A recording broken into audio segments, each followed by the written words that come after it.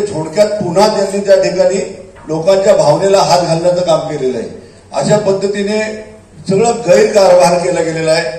हे ऑफिसमध्ये बसून केवळ गुगलवर बघून त्यांनी अशा पद्धतीने काम केलेलं आहे. दुसऱ्या बाजूला मागच्या वेळेला जी काही आरक्षण होती साधारणतः 225 आरक्षणावर तिथं बेकायदेशीरपणे घरं झाली आहे. ते आरक्षण यांना सांभाळता आलं नाही.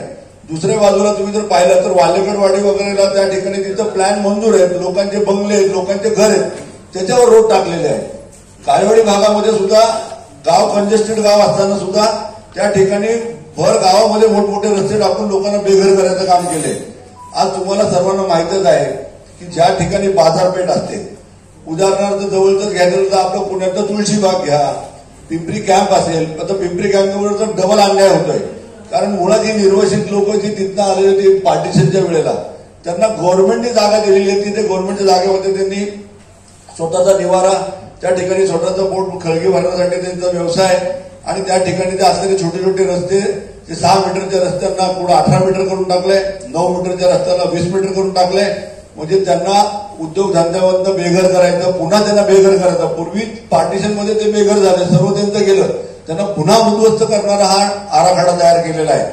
तुम्ही हाँगकाँग बघा, जापान बघा किंवा युके जर तुम्ही पाहिलं तर त्या ठिकाणी जर तुम्ही गेला तर अशा प्रकारचे जिथं बाजारपेठी आहे त्या बाजारपेठी उल्हासनगर असू द्या कुठली पण, किंवा मुंबईचं तुमचं क्रॉफर्ड मार्केट बघा, मनीष मार्केट बघा, ज्या ठिकाणी अशा प्रकारच्या बाजारपेठी आहेत त्या अशा प्रकारच्या बाजारपेठी अशाच छोट्या छोट्या नॅरो रोडमध्ये या सगळ्या, ज्याला कुठं आपण खाऊ गल्ली म्हणतो, कुठं छोटे व्यावसायिक म्हणतो, अशा पद्धतीने वास्तविक आता पिंपरी कॅम्पला एक गावठाणचा दर्जा द्यायला पाहिजे होता, काळेवाडीला गावठाणचा दर्जा द्यायला पाहिजे होता. ज्या ठिकाणी संधी आहे त्या ठिकाणी प्रशस्त रोड हवे, कंजक्शन वाढले, ट्रॅफिक वाढले, परंतु अशा प्रकारचं सुनियोजन अजिबात झालेलं नाहीये. हे ऑफिसमध्ये बसून गुगल मॅपवरनं काम केलेलं मॅप आहे आणि ते सुद्धा पाहिलेलं नाहीये. एमआयडीसीचे जे आरक्षण आहेत ते त्याच्यावर वेगळे आरक्षण टाकले गेलेत. प्राधिकरणाच्या म्हणजे पूर्वीचं प्राधिकरण आताचं पीएमआरडी त्याच्यावर वेगळे आरक्षण टाकले गेलेत. सगळ्यावर अशा बेकायदेशीरपणे हा काम केलेलं आहे. आणि ह्या उपसंचालिका ज्या मॅडम आहेत मी तर मागे सांगितल्याप्रमाणे त्यांना या शहराची बिलकुल माहिती नाहीये.